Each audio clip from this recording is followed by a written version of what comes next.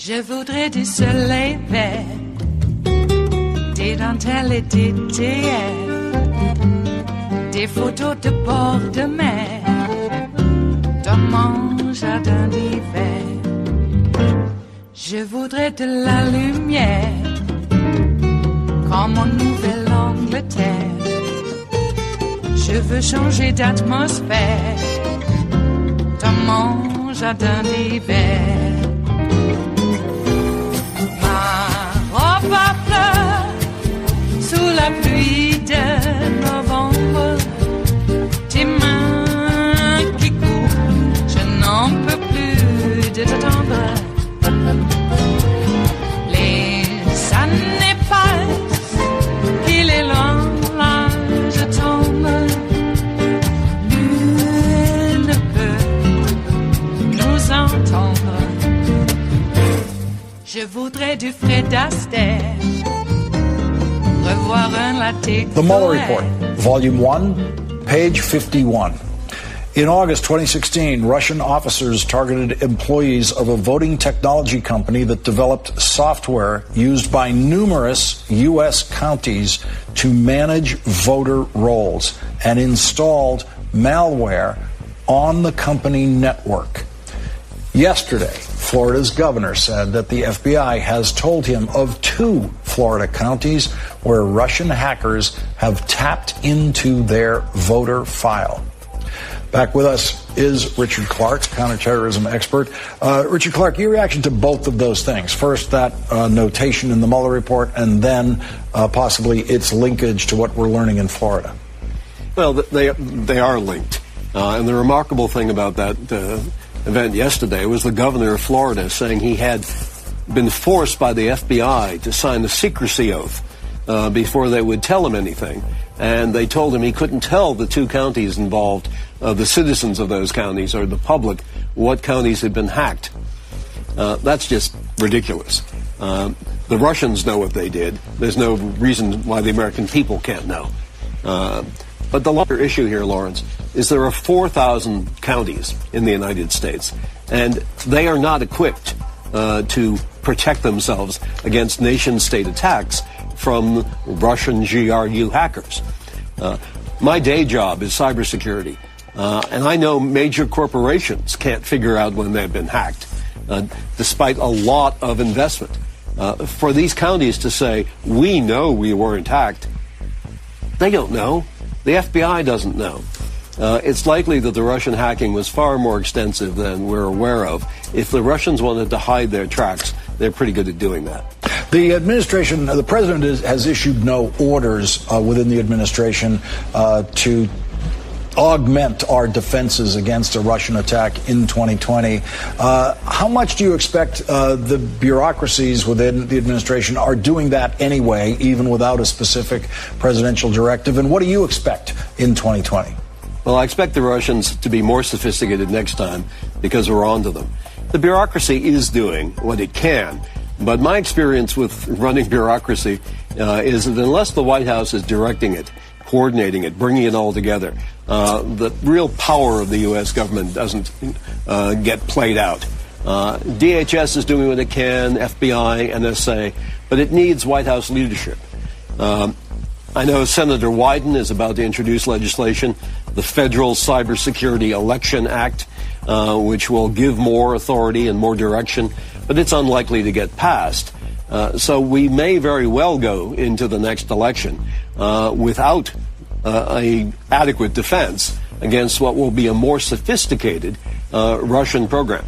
And if the Russians really are going after voting machines or voter rolls, They would presumably be using the Electoral College map to do that. They wouldn't waste their time on any New York or California or Alabama, for example, or Utah, where those are very heavily either Democrat or Republican states. They couldn't affect the outcome. They would no doubt go into those states that swung it for the president, Wisconsin, Pennsylvania, places like that. Not only that, Lawrence, they will go into the swing counties and the swing precincts, and they know where they are. And I wouldn't be surprised when we do learn what counties were hacked. It is Friday, the 17th of May of 2019, and you are in West Coast Cookbook and Speakeasy. I am your chef de cuisine, Justice Putnam, and our daily special is Blue Moon Spirits Fridays. We are all Nighthawks in the Diner of Life. Indeed, folks, that's where we are, trapped in a Hopper painting. Oh, speaking of art, I.M. Pei died at the age of 102, the preeminent architect of probably the 20th century and, well, into the 21st as well. Quite a passing. I was somewhat inspired by his work and what he did. So rest in peace, man. Rest in peace.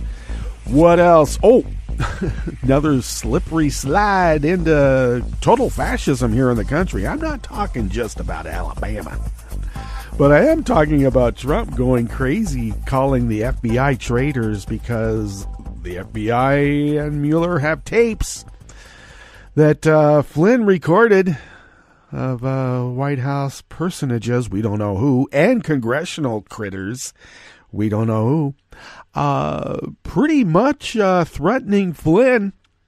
And Flynn's got the recordings, and so does Mueller. Well, of course that would prove that the FBI are traitors, because that's the way the mob-addled brain in Trump land works. Okay.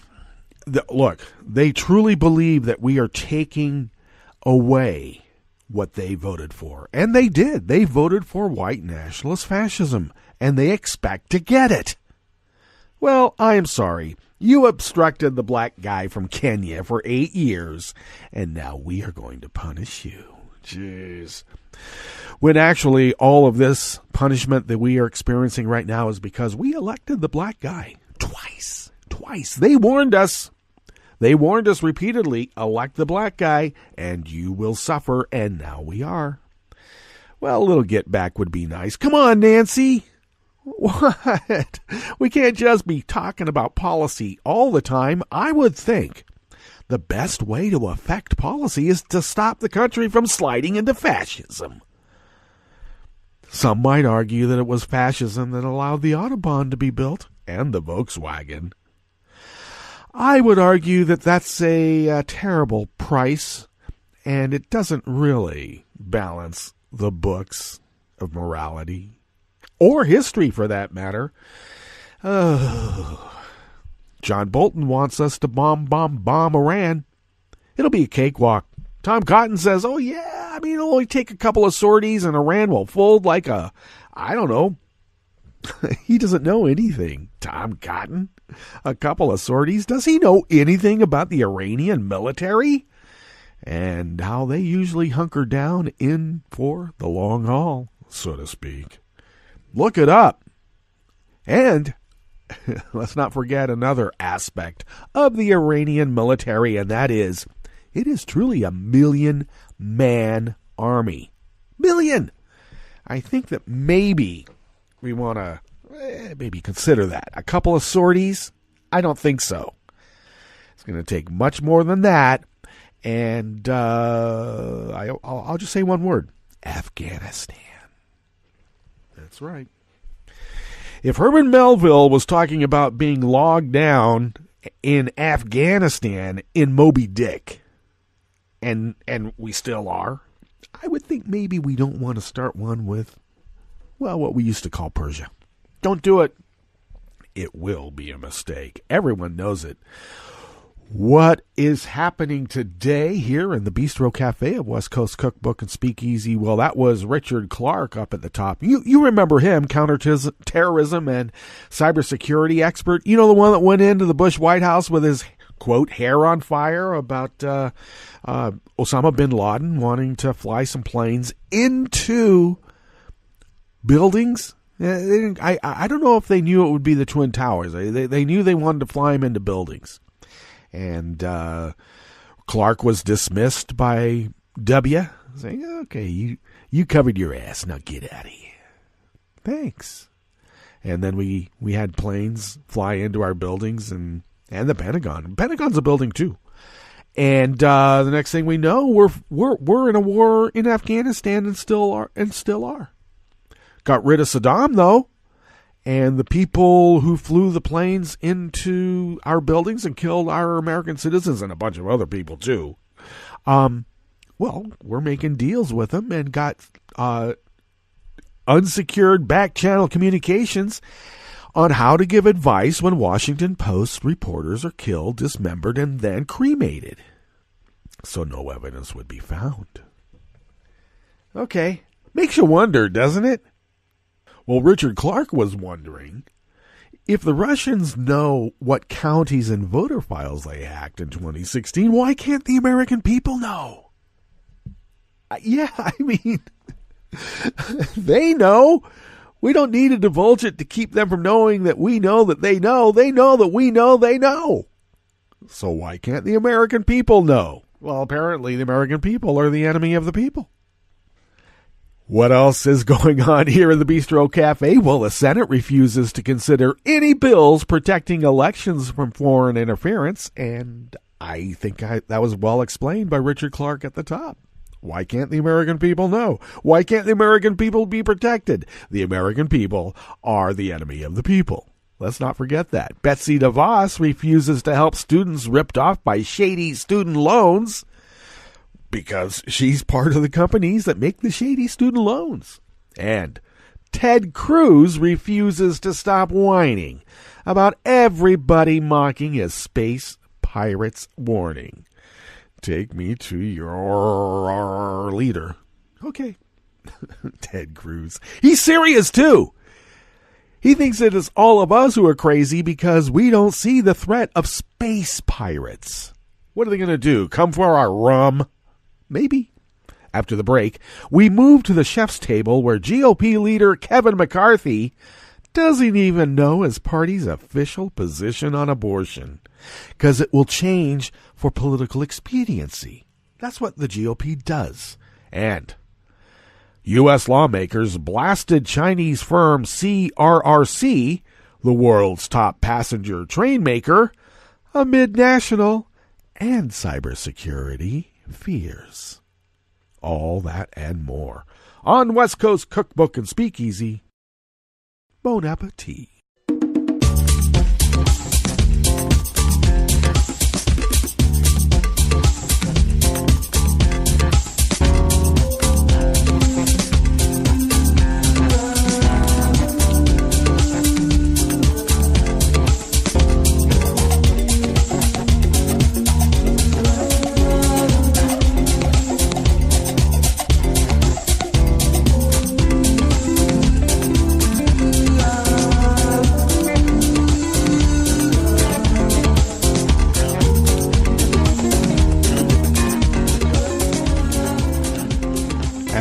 Bottom of our homepage at netrootsradio.com. To the rightish of the page, you will notice the chat room link, and do engage there. Kelly Lincoln is monitoring over there most of the time. Well, she still has a real life and real bills to pay, but she's there, and we thank Kelly for doing that.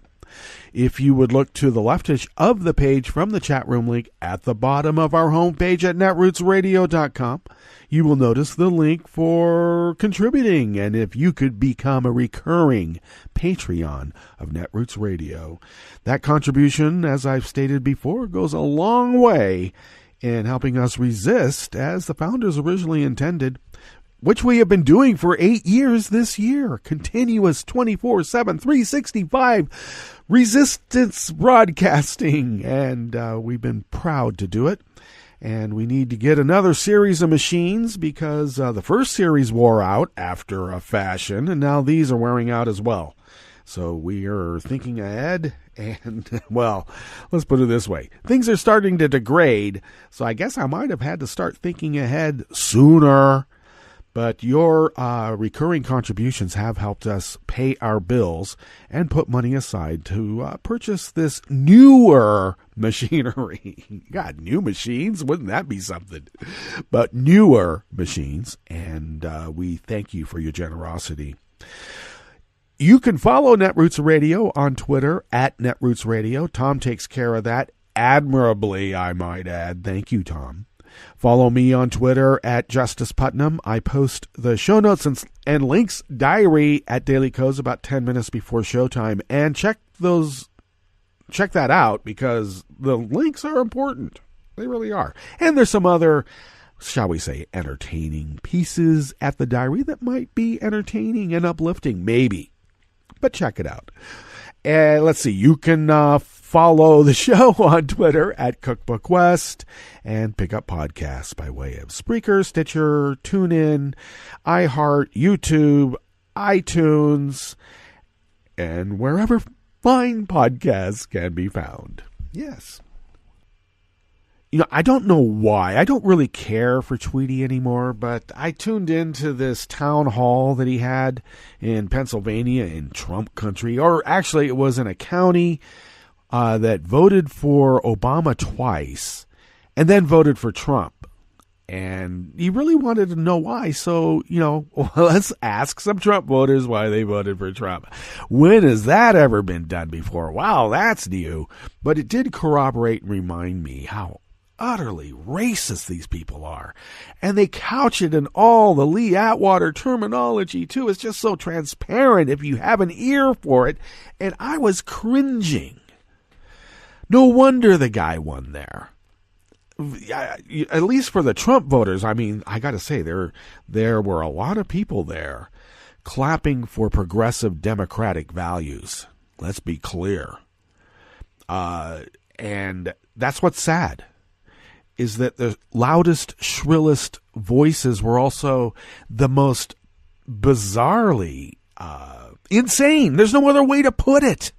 The conspiracy theories are just rampant. They have every Fox meme down. Every single right-wing trope is part of their bloodstream. It oozes out of them. It stinks through their pores. I could smell it right through the TV screen because I was watching it on TV. It was bad. And so no wonder Trump won there, because he counts on, well, the poorly educated voter. That's his base. The least you know, the more you like this guy. And they kept saying, we voted for him because he was a businessman.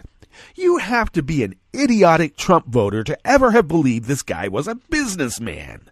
He couldn't even keep his stuff on the sharper image. And all you had to do, the sharper image, is pay enough. Come on. Jeez. I don't mean you, the consumer. I mean the merchant paying enough to get in the sharper image. Oh, you thought that was chosen by merit? It was chosen by coolness and who paid. And Trump didn't pay, and none of his stuff was cool. Businessman. Like I said, you have to have no business sense, no idea about how business works to think Donald Trump is a businessman. Unless you're a used car salesman. And then he's right up your alley. Oh, man, this guy's great. He's able to con people without anybody going to the manager. Let's bring in the manager and let him con these people now. Lock him in. Okay, well, I was not necessarily astounded by it, but I was certainly offended. We don't need those people's votes. We don't need to get that white racist vote. No, you're not going to change their mind. They're going to be a toxic element always within our body politic. The idea is to keep them down around a third or less, as they always have been. That's our job. All right? We're not going to get rid of them. We're not going to convince them. All we can do is try to keep their numbers down. And how do we do that?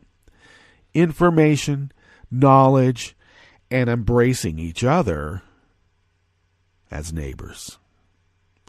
But that's the problem with town halls, because then you find out all of your really scary neighbors and you're afraid to go out anymore because you're living among a bunch of lunatics. So there is that too. Ouch. Well, let's get into this first offering here in the Bistro Cafe. Zach Ford of Think Progress brings us this. Well, the Senate refuses to consider bills protecting elections from foreign interference. And it's not that the Senate is really doing much these days, since Mitch McConnell says, legislation? The House is sending us legislation to consider. Forget it. He's the Grim Reaper. Okay? The Senate is where America goes to die. The second sentence of the Mueller report states clearly that, quote, the Russian government interfered in the 2016 presidential election in sweeping and systematic fashion, end quote. The Senate, however, doesn't plan to do anything about it because it benefited the Republicans. And why did it benefit the Republicans? Because every single one of them is compromised. Every single one. Check the NRA ratings of the GOP, and you will know then, yes, they've been compromised by the Russians by having laundered Russian rubles from the NRA passed out by NRA ratings. Who has the higher rating? Will also, in this reporter's opinion, and I'm sure it will be turned into fact, and I'll be able to do the trademark, I told you so. The higher the rating, the more they are compromised. According to Senator Roy Blunt, Repug of Missouri, election security legislation is not on the agenda. At this point, I don't see any likelihood that those bills would get to the floor if we mark them up, Blunt said it in a Senate Rules Committee meeting on Wednesday. I think the majority leader is of the view that this debate reaches no conclusion. And frankly, I think the extreme nature of H.R. 1 from the House makes it even less likely we are going to have that debate. Oh, the extreme nature of H.R. 1? Well, Senate Majority Leader Mitch McConnell, Repug of Kentucky, yeah. Oh, as an aside, House Congressional Committee leaders are demanding an investigation into, what was it? $500 million, some ungodly amount of money from Rusal, the aluminum franchisee from Russia. Gets this franchise from Vlad, by the way. The aluminum franchisee manufacturer pumped in a bunch of money into Kentucky after Mitch McConnell and Donald Trump lifted the sanctions on Russia for the Magnitsky Act. Well, he's not going to allow a vote on that bill or any bill in the Senate and describing H.R. 1 as a radical, half-baked socialist proposal. Add socialist to that. You know, you can't say Kenyan socialist because the black guy's not there anymore, but you know that's what they mean. McConnell isn't allowing votes on any legislation. The Senate has not considered any matters whatsoever in recent months, aside from confirming Donald Trump's judicial nominees, because they are packing the court, folks. Check out what Nazi Germany did with their courts. Very, very similar. Check it out. Reached for comments specifically about election security legislation. McConnell's office referred to his case closed comments from last week regarding the Mueller report. Case closed. Case closed. In those remarks, McConnell blamed the Obama administration for allowing Russia to get away with its interference. This gaslighting traitor. And I mean that. We are being attacked. I know we haven't declared war on Russia. Vladimir Putin declared war on us. Wake up.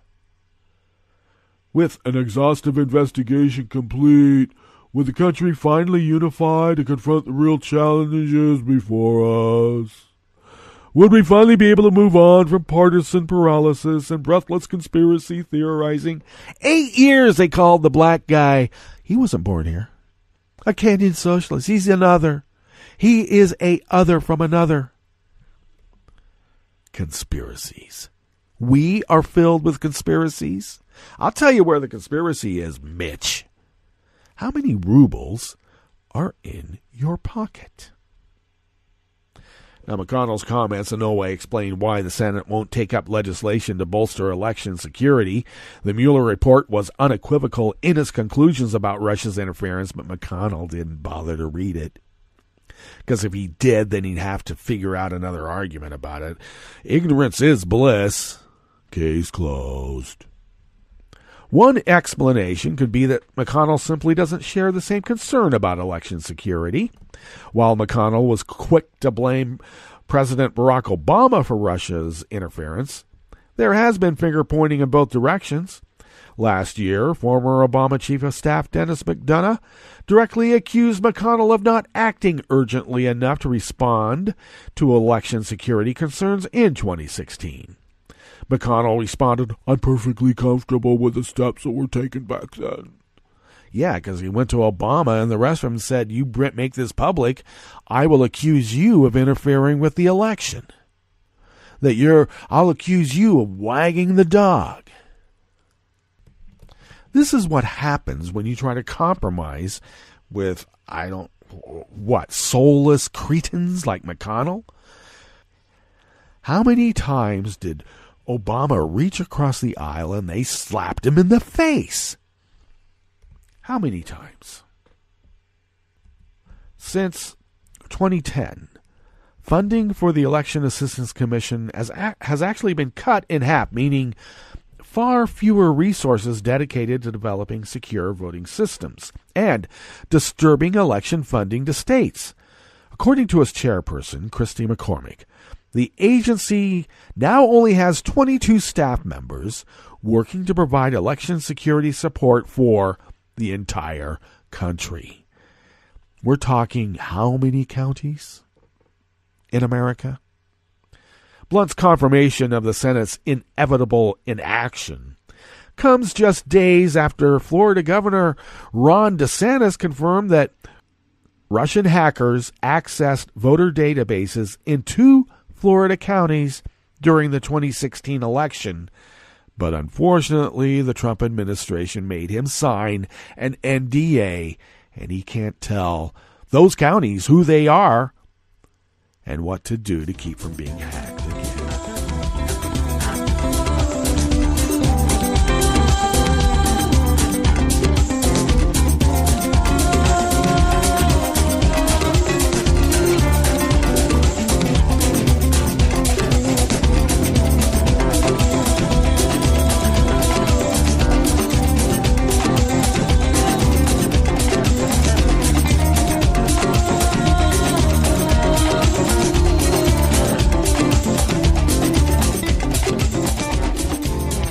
Oliver Willis of Share Blue Media brings us this next offering here in the Bistro Cafe of West Coast Cookbook and Speakeasy.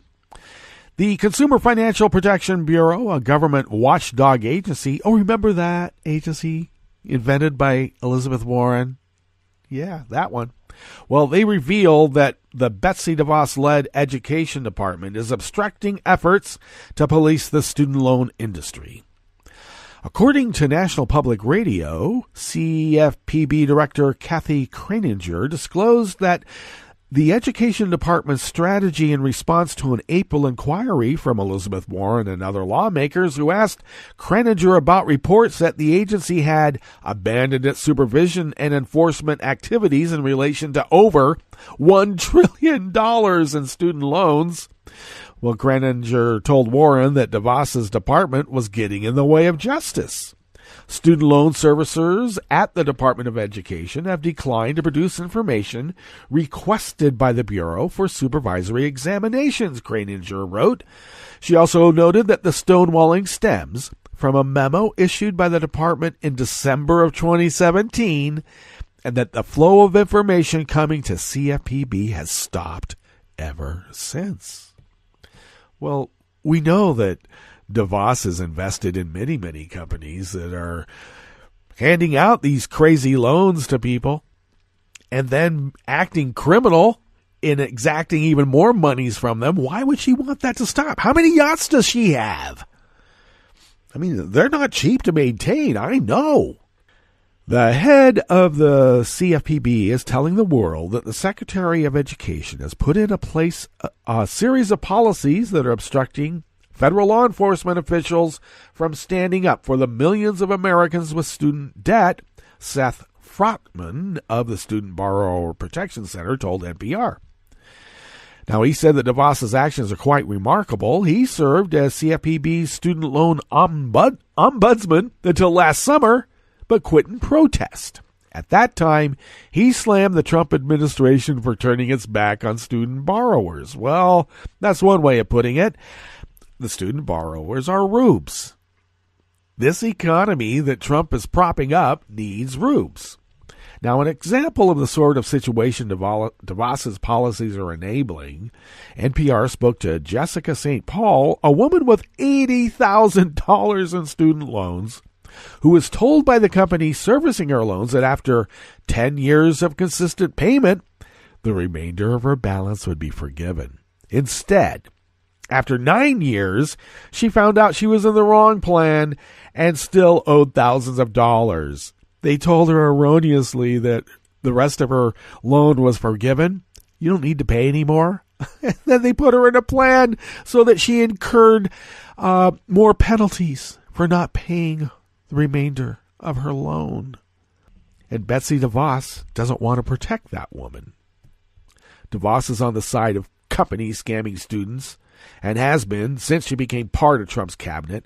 At every turn, she has worked to undermine students while weighing in on the side of profiteers. CFPB's letter exposes yet another way Trump is hurting Americans, with DeVos abusing her position in favor of corporate interests.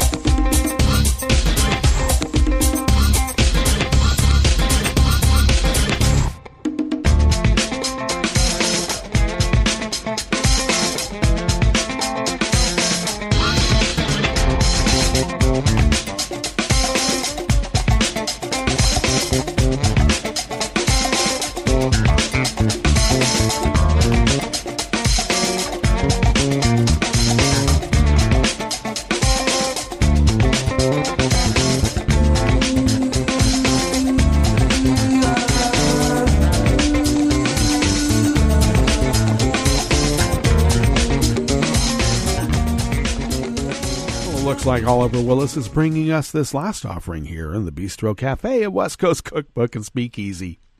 Ted Cruz is upset that people across America are mocking his warnings about space piracy. Well, why wouldn't they, Ted? Come on. During a hearing on space policy on Tuesday, the leading conservative argued that concerns about space-based piracy should motivate support of Trump's Space Force proposal. The suggestion provoked widespread mockery, largely because there is no such thing as a space pirate. A Twitter moment collected many of the reactions to Cruz's statement, but instead of just admitting he was wrong to invoke non-existent space piracy to justify a Trump boondoggle like Space Force, Cruz chose to whine. Well, of course, that's what he does. Cruz is a whiner. Cruz was even dramatic enough to send a tweet directly addressed to CEO, well, that would be Twitter CEO, Jack Dorsey. Hey, at Jack, how come Twitter's moment quotes all the snarky leftists making fun of my comments, but doesn't include my tweets in response explaining the real point that nations like China have already developed and tested weapons to destroy satellites? Well, Cruz also directed complaints at Meet the Press, NBC host Chuck Todd, Yahoo News, and MSNBC host Chris Hayes, of course. The reason Cruz is being mocked isn't because of a vast left-wing conspiracy. No matter how much Cruz protests or cites Chinese weapons that can destroy satellites, because did you know that America has those too? It won't make space pirates real, because space pirates are not real. Take off the eye patch, put down your dram of rum, and let's get to our break, and we will go through weather from around the world when we come back from that break. And then we're going to finish up with the stories that we've curated for you today. And you are listening to West Coast Cookbook and Speakeasy. We will be right back. You are listening to networksradio.com. Please hang up and try again.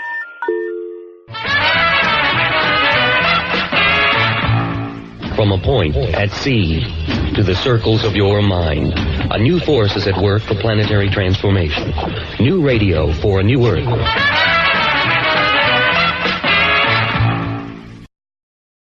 This is Take Two Movie Review. I'm Kim Lowe. This week, Alien meets Solaris. It's not an understatement to say that Claire Denis' High Life is a strange and arty film that doesn't go out of its way to appeal to anyone. It's a weird mix of sci-fi and horror and contains a lot of bodily fluids, but it somehow manages to come together and work. Set in the not-so-distant future, High Life tells the story of a group of convicts serving life sentences, or in some cases haven't been sentenced to death, but who are given the option of having their sentences commuted in order to serve science. They agree to journey into outer space towards a black hole in search of an alternative energy source after some vaguely referenced environmental disaster on Earth. The spaceship's crew is headed by a scarily demented scientist, Dr. Dibbs, played by Juliette Binoche, whom we learn in flashbacks was in prison herself for killing her own children. She's obsessed with trying to create the perfect child from the damaged DNA of her fellow convicts and space travelers. One of these convicts, Monty, played by Robert Pattinson, decides after a time he wants nothing to do with the experiments. He attempts to find some semblance of normalcy in space, even when a disaster leaves him as the sole beneficiary of Dr. Dibbs' experiments in the form of a daughter. Ultimately, they are the only survivors aboard the spacecraft, and this father-daughter relationship forms the strongest part of the movie. Pattinson, best known for playing Edward Cullen in the iconic Twilight series, shows that he has come into his own as an actor and can carry a movie, which he decidedly does here. While High Life may leave you feeling frustrated by unanswered questions or sometimes just wondering what's going on, it's nonetheless a genuinely artistic effort and worthy of a watch. This has been Take Two Movie Review. I'm Kim Lowe. Catch up with us at TakeTwoMovieReview.com and feed us back on our page on YouTube.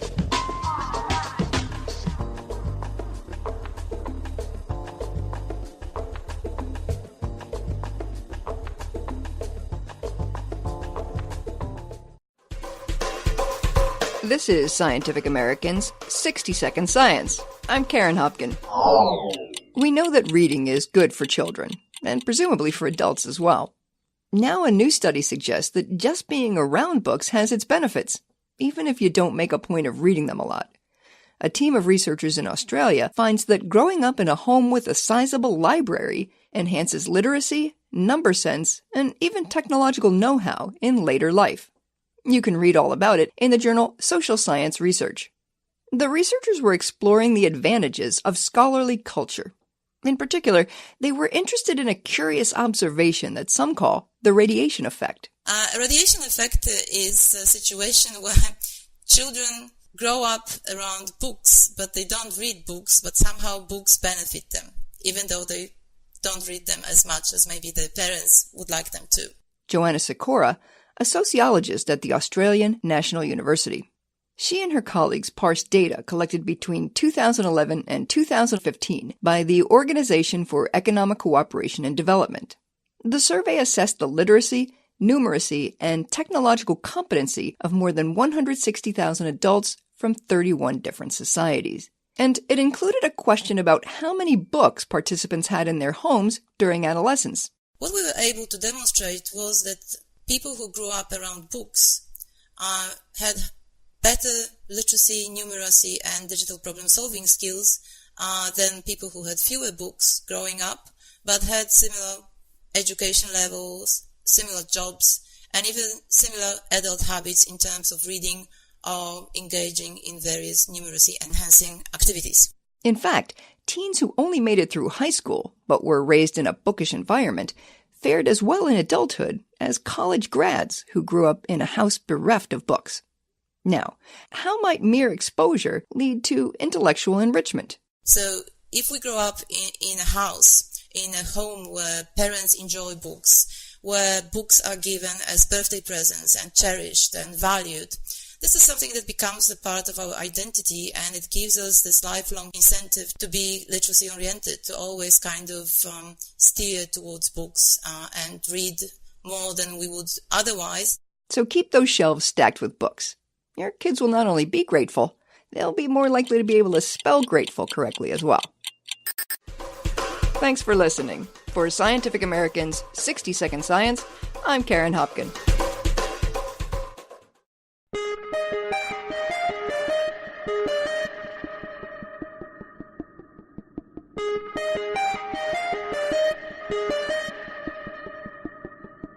Hi, I'm Tom Hartman, and since you're listening to netrootsradio.com, show your progressive side and go to the donate button on the bottom of the homepage. It's progressives like you who power Netroots Radio and keep the progressive message beaming everywhere 24 hours a day. Just go to our donate button at the bottom of netrootsradio.com. Thank you for keeping progressive radio at full power.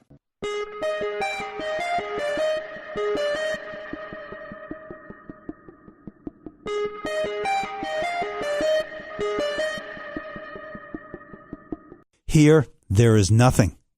I'm Bill Newman, and this is the Civil Liberties Minute. There is nothing, the Guatemalans recently told New York Times correspondent Roger Cohen. Nothing from the government, nothing to do, no water, no healthcare, no jobs. What there is terrorism from the gangs and the parched earth dying from climate change. So what is the administration's response to these conditions in Central America that are forcing the migration north? To increase aid? To institute a Marshall Plan for the Northern Triangle countries of Guatemala, Honduras, and El Salvador? No, says Trump. Rather, we should cut off all aid to those countries because they're not doing enough to stop migration. In other words, create more devastation, more homelessness, more hopelessness, and more refugees, which will ensure migrants continue to flee north. Trump's other response is to trumpet his proposed wall some more. But as Cohen put it, quote, no wall will stop the flow of migrants. No raging about rapists or threats to separate families will stop it. No racism against brown people or fear of demographic change will stop it. A broken immigration system certainly won't stop it. Not as long as Central Americans are desperate. The United States government has a policy now that will continue to create more and more migrants. More and more people seeking safety and refuge. There is no plan to create something out of nothing. The Civil Liberties Minute is made possible by the ACLU because freedom can't protect itself. I'm Rick Smith, and this is Labor History in 2. On this day in labor history, the year was 1838. The second anti-slavery convention of American women was being held in Philadelphia, Pennsylvania. For a while, a group of anti-slavery abolitionists had had difficulty finding a venue in the city willing to host their convention. Discouraged by their plight, they had decided to build their own facilities. They raised money, built, and christened their new building Pennsylvania Hall. It opened on May 14th, and just 4 days later, a pro-slavery mob circled the new hall. Alarmed by the unrest, the mayor of Philadelphia convinced the abolitionists to move their meeting away from Pennsylvania Hall. The angry mob burned Pennsylvania Hall to the ground. One observer noted, describing the scene, flames burst in rolling masses from the windows. Soon the whole building was enveloped in one dense, dark-colored sheet of flame. Undeterred by the violence, the abolitionist women moved their meeting to a large private home. One of those scheduled to speak was Sarah T. Smith. Her eloquent words stood in stark contrast to the ugliness that took place at Pennsylvania Hall. She began her speech by saying, "We are told that it is not within the province of women to discuss the subject of slavery, that it is a political question, and we are stepping out of our sphere when we take part in its discussion. It is not true that it is merely a political question. It is likewise a question of justice, of humanity, of morality, of religion. religion. She went on to say it was a matter of whether the laborer shall receive the reward of his labor or be driven by unrequited toil. In the end, those who lit the fire that reduced Pennsylvania Hall to ashes could not quell the fire for justice that was lit by the abolitionists' cause. Labor History in 2 brought to you by the Illinois Labor History Society and The Rick Smith Show.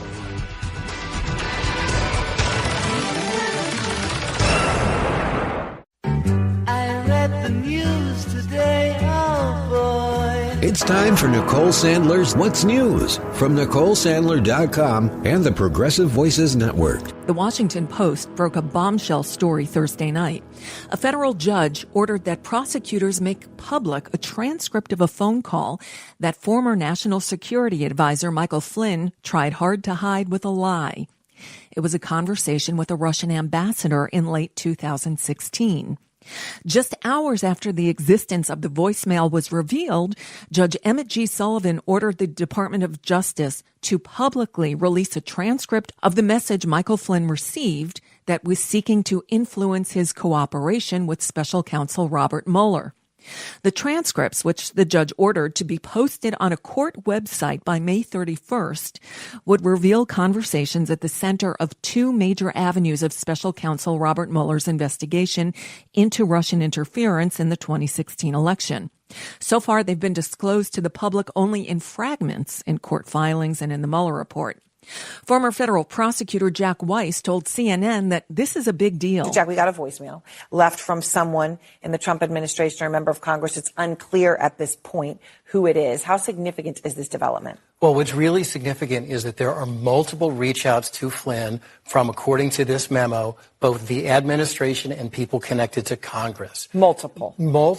There's one voicemail, but there are multiple individuals, and some are outreaches to Flynn, some to his lawyers. Mm-hmm. So I suspect Congress is going to subpoena Flynn.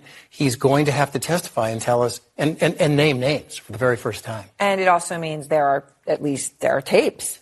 Yeah, tapes is something this case has lacked, right? It's always been words on a page. Remember the impact of Access Hollywood? Just that tactile, that impact of seeing someone, listening to someone. If we get a live tape, I think it'll be a big deal. On Thursday, Donald Trump held a Rose Garden event to announce his so-called immigration plan, another of presidential son-in-law Jared Kushner's projects. Unfortunately for those trying to cover the event, there was no fact sheet or any other materials given to explain what he was proposing. Finally, just after 8 p.m. Thursday night, the White House sent out fact sheets to Capitol Hill chiefs of staff with bullet points in what Politico described as a, quote, PowerPointy thing, which attempts to explain the outlines of what the president is proposing on immigration. Mitch McConnell issued a, quote, strikingly non-committal statement on the Jared plan, which doesn't change the net level of green cards allocated each year, but prioritizes high-skilled workers over those with family members who are U.S. citizens. It would also allow applicants to rack up eligibility based on factors such as age, ability to speak English, job offers, and educational background under what Trump called a new, quote, Build America visa. The plan conspicuously offers no mention of the Dreamers or the DACA program at all, and nothing about how to deal with the 11 million undocumented immigrants already here. In her weekly press conference Thursday, Nancy Pelosi declared the immigration plan dead on arrival and blasted the White House for its letter to the House Judiciary Committee, asserting that it wouldn't comply with any subpoenas from Congress. Although Pelosi is still against impeachment, she seemed to move slightly on the subject, saying, quote, we need this information to carry out our oversight responsibilities, and among them is impeachment. It doesn't mean you're on an impeachment path, but it means if you had the information, you might. By the way, the Treasury Department and the IRS are again defying a subpoena to turn over 6 years of Donald Trump's tax returns, missing the second deadline of Friday, May 17th. Next stop, court. Now, if you're worried that we might be headed into war with Iran, you have good reason. Although Trump said Thursday that he hopes we don't, his national security advisor, John Bolton, has been itching for this conflict for years. Congressional leaders received a classified briefing on Iran from the White House Thursday, following criticism that lawmakers had been kept out of the loop about recent military moves in the Middle East.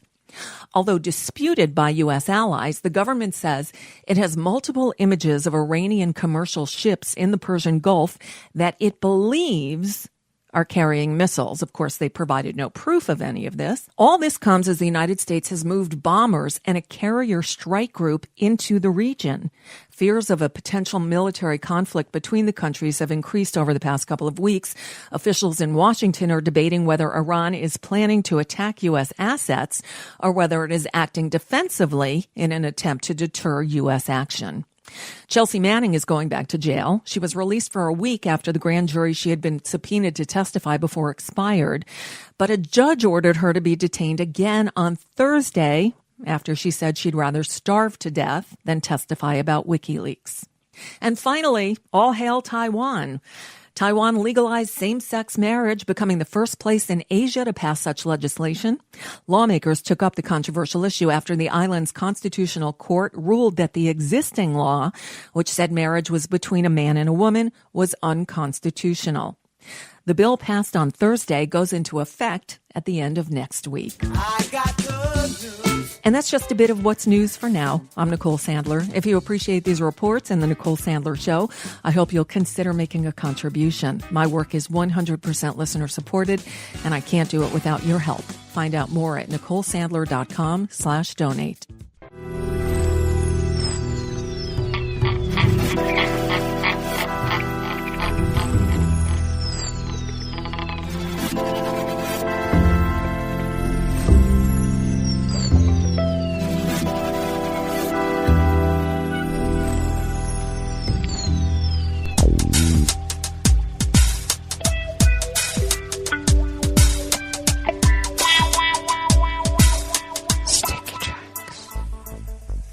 Thank you for accompanying us here to the Chef's Table at West Coast Cookbook and Speakeasy.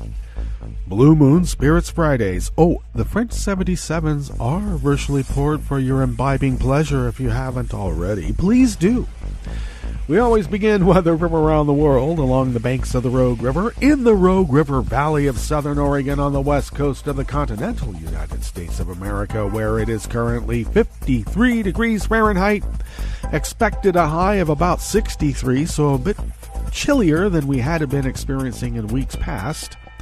Rain looks like it'll be drying up a tad during the day, increasing chance of rain tonight and then showers tomorrow. Right now, we are under cloudy conditions. Winds are out of the northeast, light and variable. We'll be picking up tonight out of the northeast at 5 to 10 miles per hour. Shifting in the morning tomorrow out of the southeast to 10 to 15 miles per hour. Quite a clip. And it is expected to bring about a tenth of an inch of rain. And then tomorrow night looks like a quarter inch. And then Sunday and about another quarter of an inch. And then something less on Monday, tapering off. And then maybe some dry-ish days next week, and then picking up some more rain towards the middle to the end of the week. So we are still in our rain period, which is good because minerals from the sky mean minerals for all the plants. Indeed. Let's see. Grass pollen is considered very high. The air quality index is rated good at 14 parts per million, and the daytime UV index is in the high range at 7. Barometric pressure is falling at 29.75 inches. Visibility is at 8 miles, and relative humidity is at 90%. Weather from around the world is brought to you by people's personal weather stations that they purchased. And these people planted these purchased personal weather stations somewhere on their property, and these people positively live around the world. London is 58 and cloudy. Paris is 68 and fair. Rome is 73 degrees and fair. Kiev is 80 degrees and fair. Kabul is 65 and partly cloudy. Hong Kong is 80 and mostly cloudy. Tokyo is 66 and mostly cloudy. Sydney, Australia is 62 degrees and fair. San Francisco, California is 55 degrees and cloudy with a small craft advisory on the bay and offshore. And New York, New York is 75 degrees Fahrenheit and fair in the Big Apple. And that is weather from around the world, brought to you by people's personal weather stations that they purchased. These people planted these purchased personal weather stations somewhere on their property, and these people positively live around the world.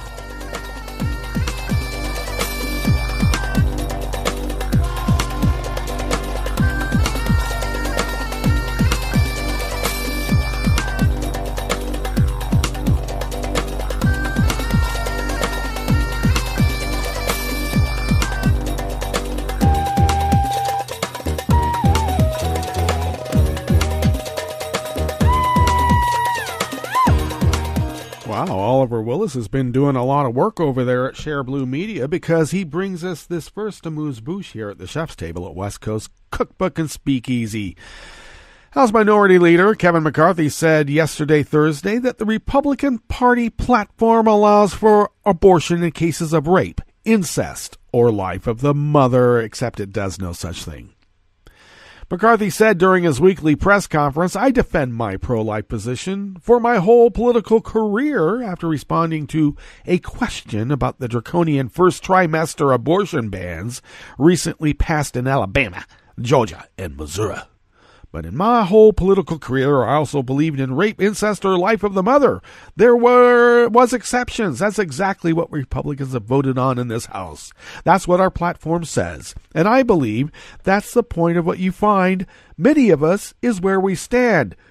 Except that is exactly the opposite of what the Republican Party platform says. We assert the sanctity of human life and affirm that the unborn child has a fundamental right to life which cannot be infringed," reads the platform, which was adopted at the 2016 Republican Convention. The document does not call for bans on abortion to include any exceptions for rape, incest, or saving a pregnant woman's life, despite what McCarthy claimed, because the fetal heartbeat is much louder than the mother's heartbeat, because apparently the fetal heartbeat hulks up and commands the room. But of course, this is exactly where the GOP is. Poorly educated. Make it up as you go along. Get away with a lie if you can.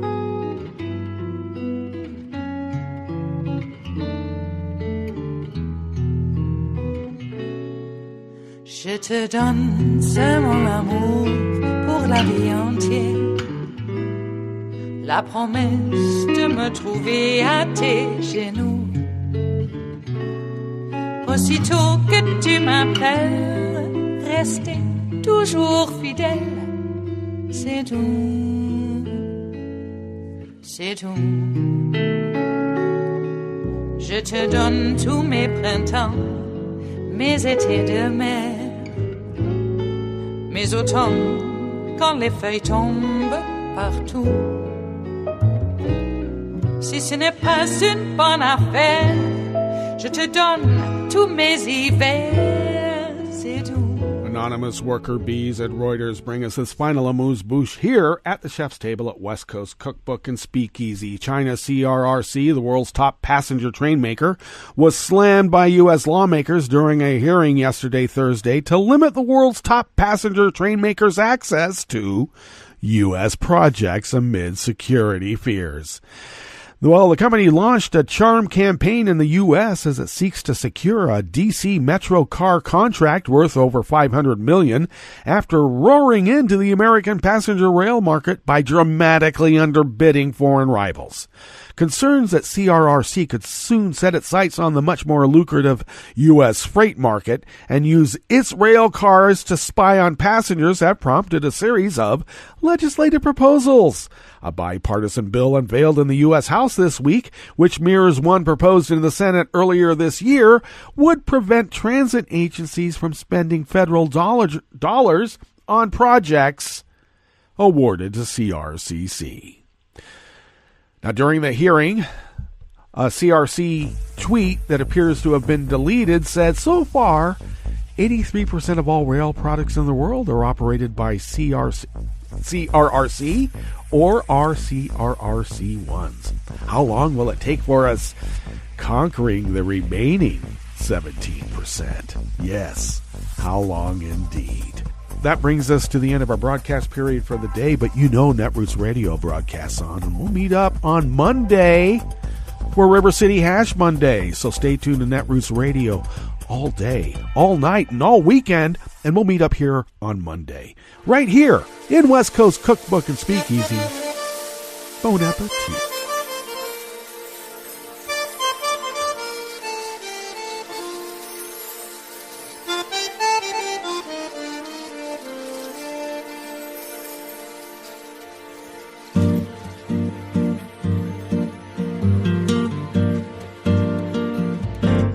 Je voudrais du soleil vert, des dentelles et des théières, des photos de bord de mer, dans mon jardin d'hiver. Je voudrais de la lumière, comme en Nouvelle-Angleterre. Je veux changer d'atmosphère, dans mon jardin d'hiver. Robe à fleurs, sous la pluie de novembre, tes mains qui courent, je n'en peux plus de t'attendre. Les années passent, il est loin, l'âge tombe, nul ne peut nous entendre. Je voudrais du Fred Astaire, revoir un latte Goer. Je voudrais toujours te plaire, dans mon jardin d'hiver. Je veux déjeuner par terre, comme au long de golfe clair. T'embrasser les yeux ouverts, dans mon jardin d'hiver.